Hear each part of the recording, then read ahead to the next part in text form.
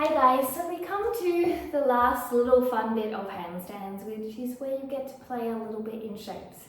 If you were starting to get a hold, then you can start to play with your shapes. Now your shapes change over time. We all fall as we do them, so don't be hesitant or worried. I know one of my handstand coaches said that the ability to fall is the ability to learn. And if we learn when we are doing things, then we are not failing at all. And to fall actually helps us to learn. So remember that in handstands, because at some points in handstands you spend more time falling than you do up in the air, and it feels like that failure and you feel disheartened. But don't be disheartened, because it's actually success when you are continually growing and building the skills and understanding, so always learning with it. So now we have a couple of entries that we can do where we go into shapes. Now the first one that we can try is we're going into straight handstand and then we're bending our legs back. This helps us to understand where our hips are in space, our alignment, and also to get a little bit more confidence in the straight handstand. So you're going to come up into your handstand, and from this straight handstand here, you're going to come all the way up. You're going to squeeze your glutes here, and you're going to bend one leg back. You're going to straighten. You're going to bend the other leg back, and you're going to straighten.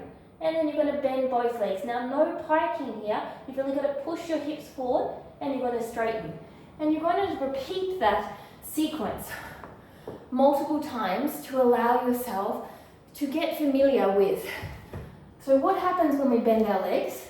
Here, let's say we bent our legs, we tend to do this. We want to work on doing this.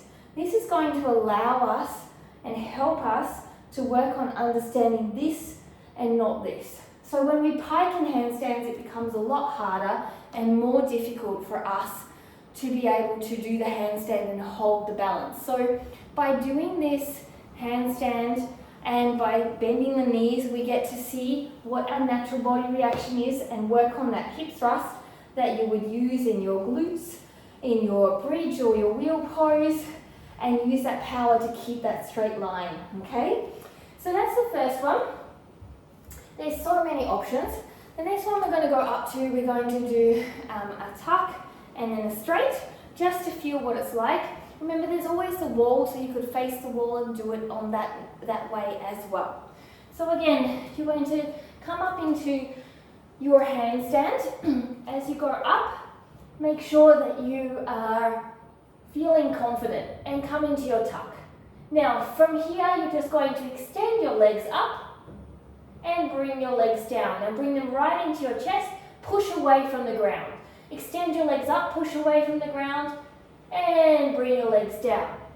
So you're bringing yourself into the tuck and the straight, and it's actually probably for me one of the harder ones, because what happens when I go up the straight, I often used to do a banana back, and going up into straight made me a little bit overwhelmed because my center of gravity became that much more to trace from bottom to top. So that meant I had a lot more to control. So if you're feeling overwhelmed in that one, don't be disheartened. It's not necessarily an easy one, nor is the first one that I gave you.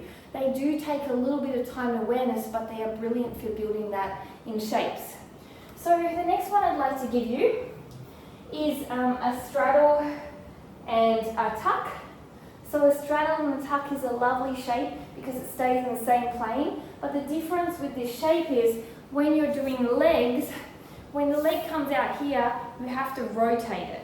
So you have to do that rotation in the hip socket, and when you do that rotation in the hip socket from here to here, you have to make sure you use your glutes, but you also find that your hip space changes a little bit, which can put you off balance.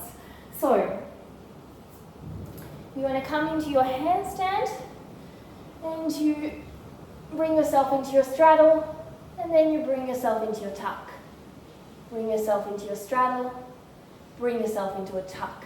Now the other option is to go straddle, diamond, tuck, diamond, straddle.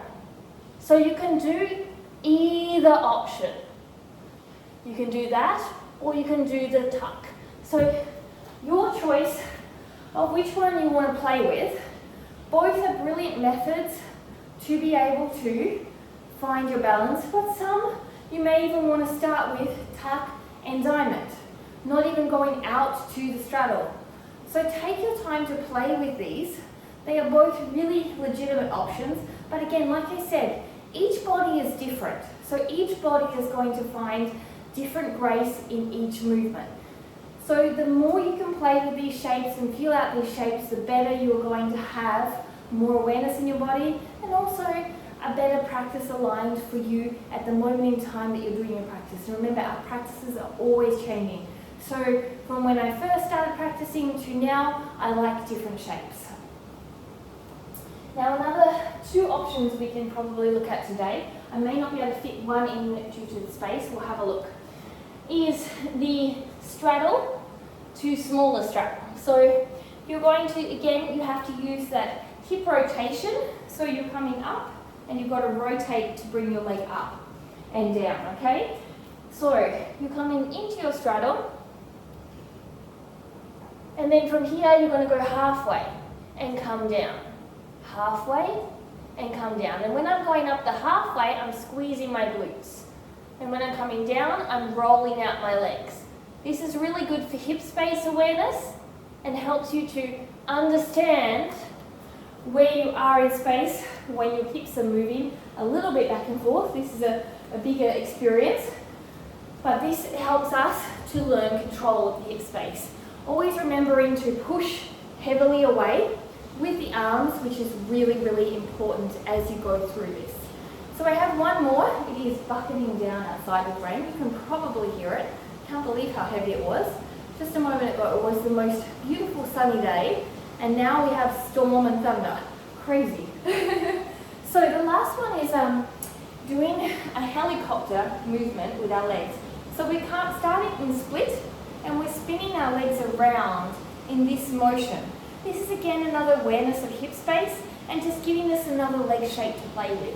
And all of these you can incorporate as you feel comfortable in time and in space. So I'm just going to move away from the wall a little bit, so my legs may get cut off. So I'm here. Now I'm going to go into my split handstand. So as I come up, remember this L shape? You're going to go into the L shape, but you're going to tip it over into the back bend. So you're going to come up like this, and then you're just going to tip that over into the back bend. From there, you're going to rotate your legs, there's the wall, around, and rotate them back. So you're going to rotate the legs around into your straddle, and then from there, sorry, the wall was a little bit closer than I anticipated. So from here, you're going to rotate the legs around, keeping that leg nice and steady, and back. So as you go into that rotation, it's going to be hard for your legs.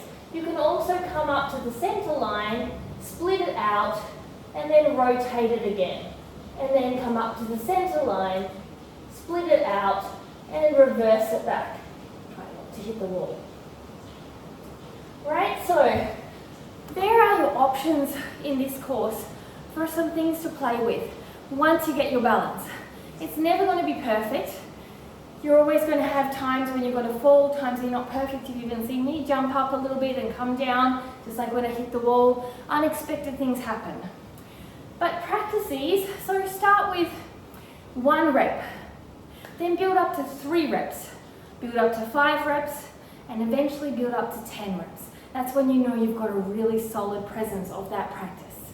I thank you for joining me in this wonderful handstand experience. Let me know if you have any questions by commenting or those types of things. And I look forward to hearing about your journeys. Namaste.